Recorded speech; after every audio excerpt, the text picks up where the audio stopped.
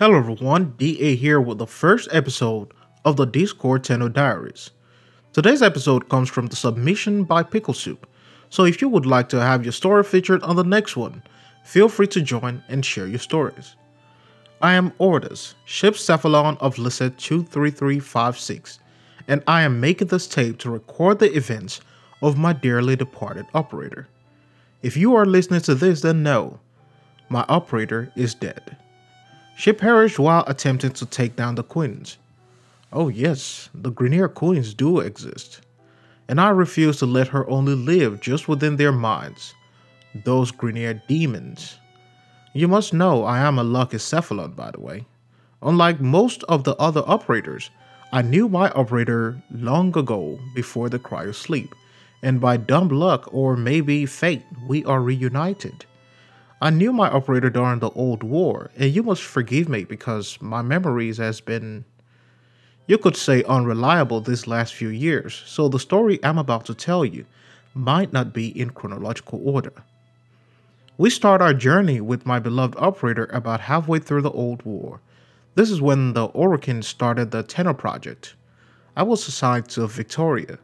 And at first I was very nervous to meet this so-called void demon the Orokin was always talking about. But when I saw her, she was no demon, more so innocent child, and might I even add the fact of how lucky she was.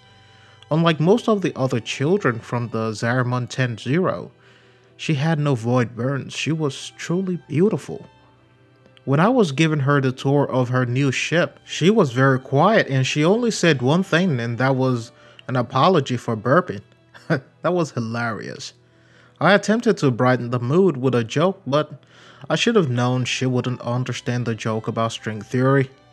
Not everybody understands that joke. She just gave me a confused, funny look and then moved on. The rest of the day I spent my time trying to break the silence, but I had no luck. She was silent and my jokes had no impact. It was almost a week before she said anything else. And what she said was, "Mr. Scientist? You still haven't told me your name, by the way." By the stars, she was right. I had gone the whole time and never once did I tell her my name. Karis. Orden Karis, I said. And after that, we spoke about life, dreams, her aspirations. She will tell me about her childhood before the accident. The story of her life before the Skymen came and took her. She will tell me how she wanted to be a scientist, how she wanted to travel the stars and enjoy the cosmos.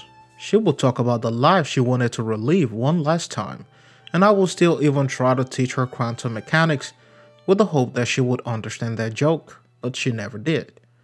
Not too much happened the following months because she became part of the Xenoric Focus School and tried to use her powers to energize herself and others in combat.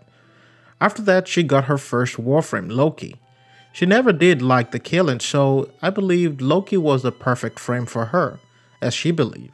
The frame was able to disarm and confuse opponents rather than just killing them directly, and that was one of the things she really enjoyed about it. Plus, it also kept the boys away from hitting on her, because of course, most of them, silly boys, they thought the operator of a Loki must be a guy. Those fools. The war against the sentients really took its toll on her as she lost many friends, those she viewed as family. One of them being her closest, the operator of Mirage, even died. Victoria remained hopeful and never gave up, but she never really found out what happened to Mirage until recently. To be honest, Orders can remember the details of all these missions during the old war.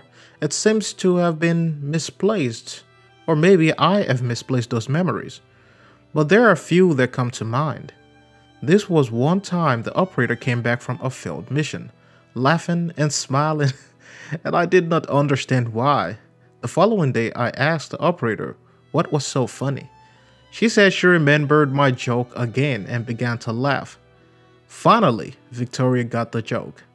This time her friends explained string theory. This time I became the happiest Cephalon.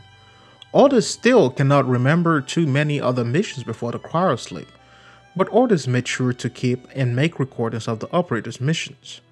She fought gallantly until her last day.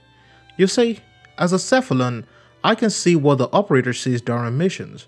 I watched as many Tennos rise and fall. I watched as many hopes rise and fall. I watched as the Empire rose and fell. And because of this, I wanted to join the Operator in battle. But I guess that will never happen. Wait a minute, I'm detecting some brain activities.